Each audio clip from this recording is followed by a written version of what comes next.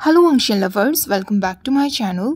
Brilliant mistake fan fiction का part 3 शुरू करते हैं। फैन फिक्शन की लिंक भी मैंने डिस्क्रिप्शन बॉक्स में दे दी है, तो आप लोग चेक कर सकते हैं। लास्ट पार्ट में हमने देखा था वयिंग को पता चलता है कि वो प्रेग्नेंट है, पर इस बात से वो बिल्कुल भी परेशान नहीं था, बल्कि वो और लेंजा आने वाले बेबी के लिए काफ़ी ज़्यादा एक्साइटेड थे। अब 3 महीने हो चुके थे। वयिंग वांगजी से कहता है, वेंचिंग ने कहा है कि अब हमें लोगों को बताना शुरू कर देना चाहिए, इसलिए मुझे शिजे और जेंगशा को इस बारे में बताना होगा।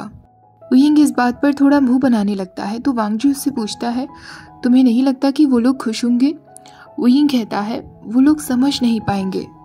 वांगजी वयिंग के शोल्डर्स पर हाथ रख लेता है और उससे कहता है, मैं समझ सकता हूँ, ये एक अनयूजुअल सिचुएशन है। वयिंग कहता है, हाँ, और जेंगशा अनयूजुअल सिचुएशन के साथ बिल्कुल भी अच्छा नहीं है, पर कोई बात नहीं, मैं कैसे भी हैंडल कर लूँगा। वो दोनों काउच पर बैठे हुए थे और साथ में मूवी देख रहे थे। वयिंग इतना ज़्यादा कंफर्टेबल हो गया था कि उसने वांगजी के चेस्ट पर अपना सिर रख लिया था और वांगजी ने भी अपना हाथ वयिंग के शोल्डर्स पर रखा हुआ था। सडनली वयिंग को रियलाइज़ होता है और वो तुरंत उससे हटते हुए कहता है, सॉरी लंजा, मैं कुछ ज़्यादा ही कंफर्टेबल हो गया, अब मुझे बेड पर जाना चाहिए, हम इस मूवी को कल फिनिश कर लेंगे। ऐसा कहकर वयिंग अपने मैसी हेयर के साथ तुरंत वहाँ से चला जाता है।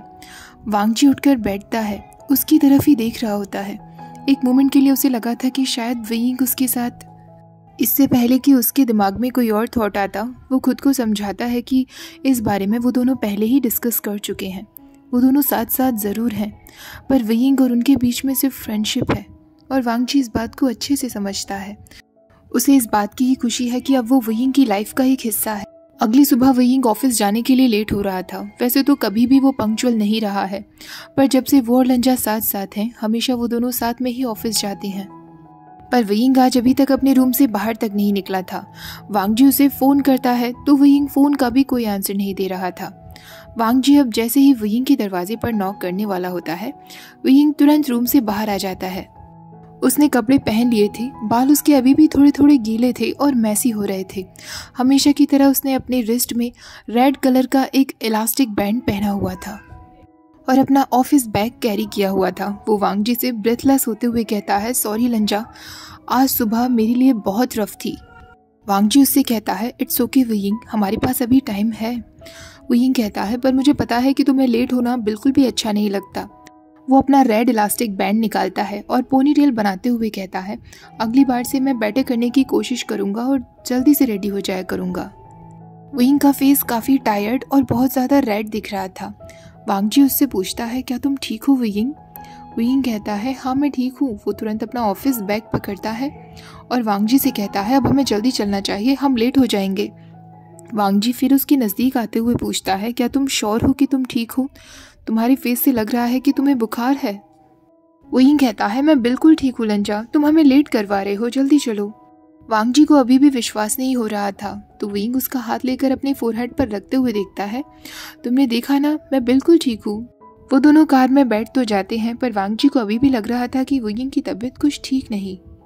दोनों ऑफिस पहुंच जाते हैं। कुछ टाइम बाद वयिंग वेंचिंग के ऑफिस जाता है। वांगजी की नज़र वयिंग पर ही थी और वो सोच रहा था कि वयिंग वेंचिंग के ऑफिस क्यों गया होगा। तभी वांगजी की नज़र उनके नए केस पर पड़ती है। उन दोनों को साथ में रिसेंटफुल एनर्जी के बारे में इन्वेस्टिगेशन के लिए जाना था, जो कि एक कंस्ट्रक्शन साइट पर बिल्ड हो रही थी, जिसकी वजह से कंस्ट्रक्शन साइट पर काफ़ी सारे वर्कर्स इंजर्ड हो गए थे। इलेक्ट्रिकल सॉकेट्स अपने आप ही काम कर रहे थे, जबकि वो डिस्कनेक्ट किए जा चुके थे। हेल्थ और सेफ्टी इश्यूज़ को लेकर उस साइट को बंद कर दिया गया है, जिसकी इन्वेस्टिगेशन के लिए ही वांगजी और वयिंग को अब जाना था। वयिंग फाइनली वेंचिंग के पास से वापस आ जाता है और वांगजी के पास आकर बैठता है। वांगजी उससे पूछता है, तुम ठीक तो हो ना? वयिंग कहता है, हाँ मैं ठीक हूँ। वांगजी कहता है, तो क्या तुम साइट वर्क पर चल सकोगे? वयिंग कहता है, बिल्कुल लंजा। वो दोनों साथ मिलकर साइट पर पहुंच जाते हैं। साइट पर बिल्कुल शांति थी। वांगजी और वयिंग दोनों अपनी आंख बंद करके खड़े हो जाते हैं और रिसेंटफुल एनर्जी को फील करने की कोशिश करते हैं। वयिंग कहता है, मुझे तो यहाँ कुछ फील नहीं हो रहा लंजा, क्या तुम्हें हो रहा है? वांगजी भी उससे कहता है, नहीं वयिंग। वयिंग कहता है, शायद हमें थोड़ा इंतजार करना चाहिए। कुछ टाइम बाद वो वांगजी से कहता है, लंजा, आई एम सॉरी सुबह के लिए, मैं ठीक हूँ, मुझे लगा था कि ये सब कर्ज का असर है। मुझे बताने में एम्बैरेसिंग लग रहा है, पर उसने मुझसे कहा कि ये सब हार्मोन्स की वजह से हो रहा है, ऐसा रिएक्शन प्रेगनेंसी में एकदम नॉर्मल है। वांग जी उससे कहता है इसका मतलब तुम्हें फिर से वो सब फील हो रहा था वयिंग? वयिंग कहता है हाँ लंजा, आई एम सॉरी पर मैं हैंडल ही नहीं कर पाता। वांग जी वयिंग से कहता है अगर तुम्हें ऐसा कुछ फील हो रहा था और तुम्हें लग रहा था कि ये कर्ज की वजह से है तो तुम्हें मुझे बताना चाहिए था। वयिंग कहता है पर ये हर बार तुम्हारी रिस्पॉन्सिबिलिटी तो नहीं है ना लंजा, और अब मैं वैसे भी ठीक हूँ। वांग जी इस बात पर हाँ में सिर हिला देता है। उसके बाद वो दोनों उस कंस्ट्रक्शन साइट पर क्लिनजिंग का काम शुरू कर देते हैं। वयिंग अपनी फ्लूट बजाने लगता है और वांग जी अपना गुचिन प्ले करता है। क्लीन अप के बाद वयिंग का फेस एक बार फिर से रेड होता जा रहा था और आंखें डार्क हो गई थी। वो वांग जी की तरफ देखते हुए कहता है लंजा, तुम सच में इसमें बहुत अच्छे हो। वयिंग का वांग जी को देखने का तरीका और बात करने का तरीका भी एकदम बदल गया था। जिस तरह अपनी डार्क आइज से वयिंग वांग जी को देखे जा रहा था, वांग जी खुद को कंट्रोल नहीं कर पाता। वो उन दोनों के बीच की दूरियां एकदम कम कर देता है और वयिंग को किस करने लगता है। उसका हाथ वयिंग के फेस पर था और वो उसे किस करते हुए कहता है आई एम सॉरी वयिंग, पर जिस तरह तुम मुझे देख रहे थे मैं खुद को रोक नहीं पाया। अगर तुम चाहो तो हम ये सब रोक सकते हैं। पर वयिंग उससे कहता है नहीं लंजा, तुम्हें ये नहीं करना चाहिए, और इस बार ये मेरे अंदर कोई कर्ज नहीं है, मैं कोई चैरिटी केस नहीं हूँ। वांग जी एक गहरी सांस लेता है और वयिंग को फिर से किस करता है और इस बार वो बिल्कुल भी जेंटल नहीं था। वो वयिंग की नेक पर बाइट करते हुए कहता है पर मैं ये करना चाहता हूँ, मैं सिर्फ तभी रुकूंगा अगर तुम ये सब नहीं चाहते तो। ये सुनने के बाद वयिंग वांग जी को खींचते हुए वॉल पर ले जाता है और उसे किस करने लगता है। एक वाइल्ड और डीप किस। वयिंग कॉन्स्टेंटली मूनिंग कर रहा था। तभी वो वांग जी से कहता है लंजा, यहाँ क्लीन अप टीम आती होगी। पर वांग जी अभी भी वयिंग की नेक को सक किए जा रहा था। तभी वो उससे कहता है हमें यहाँ से चलना चाहिए। वयिंग कहता है हाँ लंजा, हमें घर चलना चाहिए। वो दोनों तुरंत वयिंग के अपार्टमेंट पहुंच जाते हैं। इस बार वो एलिवेटर में वेट करते हैं क्योंकि ये रात कर्ज वाली रात जैसी नहीं थी। आज की रात वो थोड़ा इंतजार तो कर सकते थे। जैसे ही वो दोनों अपार्टमेंट पहुंचते हैं, वांग जी रूम का दरवाज़ा बंद करता है। वयिंग तुरंत उस पर जैसे कि टूट ही पड़ता है। वो उसे किस करते हुए रूम तक ले जाता है। वांग जी भी जैसे वयिंग की किसिंग में खो ही गया था। वयिंग अपने लेग्स को वांग जी के कमर पर रैप कर लेता है और वो वांग जी से कहता है प्लीज़ लंजा। वांग जी जानबूझकर उसे टीज करने लगता है और उससे कहता है तुम्हें क्या चाहिए वयिंग, अपने मुंह से कहो कि तुम्हें क्या चाहिए और मुझसे रिक्वेस्ट करो। वांग जी की डीप वॉइस से वयिंग की पूरी बॉडी शिवर करने लगती है, पर वो ऐसा ही करता है जैसा वांग जी उसे करने के लिए कह रहा था। वयिंग बार बार उससे बिल्कुल भी ना रुकने के लिए कह रहा था और उसे रिक्वेस्ट ही किए जा रहा था। वांग जी भी इस बीच वयिंग के लिप्स पर, उसकी नेक पर बहुत हार्ड बाइटिंग कर रहा था। वो दोनों वयिंग के रूम में थे। तभी वांग जी वयिंग को गोद में उठाता है और उससे कहता है हम मेरे रूम में चलेंगे, वहाँ पर बड़ा बेड है। वो दोनों वांग जी के रूम में आ जाते हैं और वांग जी तुरंत वयिंग को बेड पर सीधे लिटा देता है। कभी वांग जी वयिंग के ऊपर था तो कभी वयिंग वांग जी के ऊपर था और वयिंग बार बार वांग जी से और भी ज़्यादा वाइल्ड होने के लिए रिक्वेस्ट किए ही जा रहा था। जब दोनों पूरी तरीके से थक जाते हैं, वांग जी वयिंग के चेस्ट पर अपना सिर रख लेता है। ऐसा हफ्तों तक चलने लगता है। वांग जी को पता था कि उसके अंदर हार्मोन्स चेंज नहीं हो रहे हैं, पर फिर भी वयिंग को इस तरह देखकर वो खुद को कंट्रोल ही नहीं कर पाता था।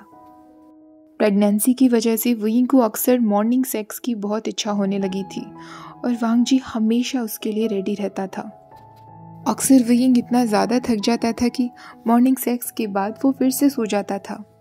धीरे धीरे वांग जी को भी अब मॉर्निंग सेक्स की आदत होती जा रही थी और उसे ये बहुत अच्छा लगता था।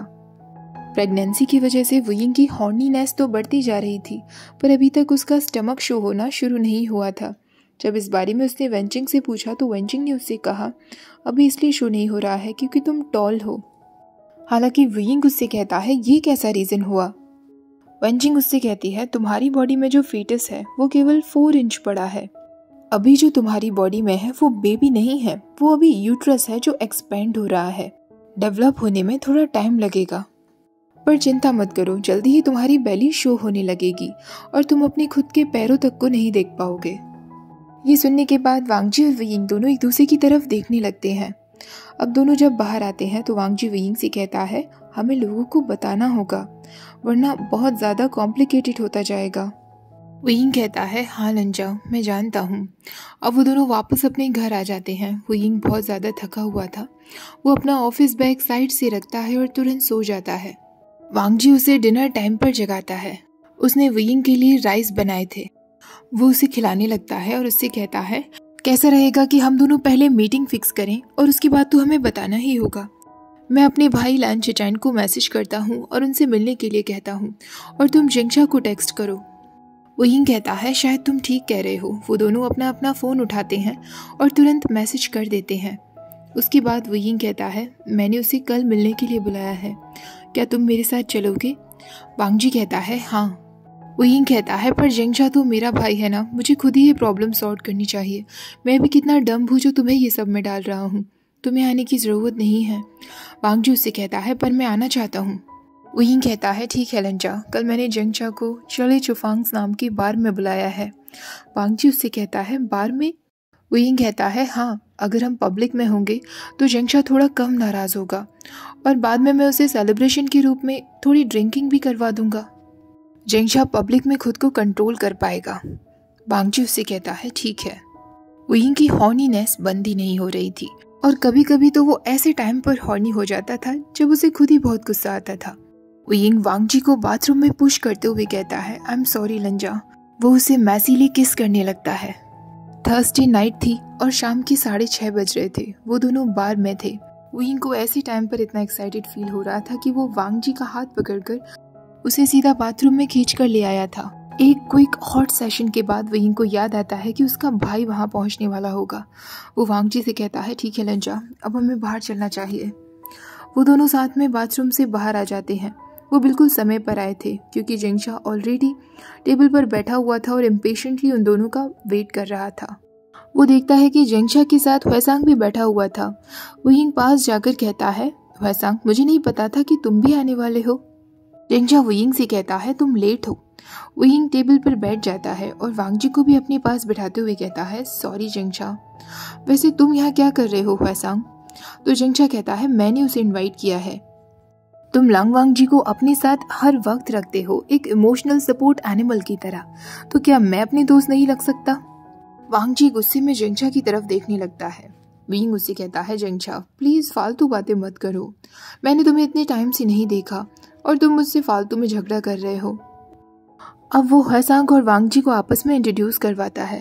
हुएसांग कहता है, मैं ऑलरेडी लंजा को जानता हूँ, कौन नहीं जानता होगा इन्हें, इनकी फैमिली वेल नोन सर्कल्स में रहती है। वांग जी कहता है, मैंने भी तुम्हारे बारे में सुना है, ब्रदर तुम्हारी काफी बातें करते हैं।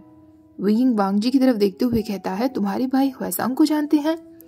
हुएसांग हंसते हुए कहता है, हाँ, हमारे ओल्डर ब्रदर्स आपस में फ्रेंड्स हैं, वो भी स्कूल डेज से।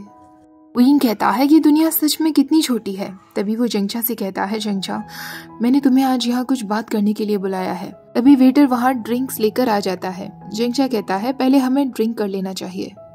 वुयिंग कहता है, नहीं, मैं ड्रिंक नहीं करूंगा। तभी वांग जी अपने और वुयिंग के लिए लाइम वाटर ऑर्डर कर देता है। जिंगशा ये देखकर कहता है, अब तुम दोनों की दोस्ती इतनी गहरी हो गई है कि तुमने लाइम वाटर पीना शुरू कर दिया है। ऐसा कहकर वो वुयिंग की तरफ थोड़ी रम रख देता है और उससे कहता है, चुपचाप से पहले ड्रिंक करो। वुयिंग कहता है, मैंने कहा ना, मुझे ड्रिंक नहीं करना है। जिंगशा हंसते हुए कहता है, हुएसांग, क्या कभी भी किसी ने वुयिंग को ड्रिंक को मना करते हुए देखा है? हुएसांग भी हंसने लगता है और उससे कहता है, विभूषण, अचानक तुम्हें क्या हुआ? क्या तुम प्रेग्नेंट हो? वुयिंग इस बात पर एकदम शांत हो जाता है। जिंगशा हुएसांग से कहता है, शट अप हुएसांग, उसे बताने दो कि प्रॉब्लम क्या है। वुयिंग मुंह खोलने की कोशिश करता है पर कुछ नहीं कह पाता। तभी जिंगशा कहता है, क्या तुम प्लीज मजाक करना बंद करोगे और बताओगे कि प्रॉब्लम क्या है? वुयिंग के फेशियल एक्सप्रेशंस देखकर हुएसांग समझ जाता है और उससे कहता है, ओ माय गॉड, इसका मतलब मैं सच हूँ? पर ये कैसे हुआ? क्या कोई वियर्ड सेक्स रिचुअल है जिसके बारे में मुझे नहीं पता? क्या तुम डिटेल्स में बताओगे विभूषण?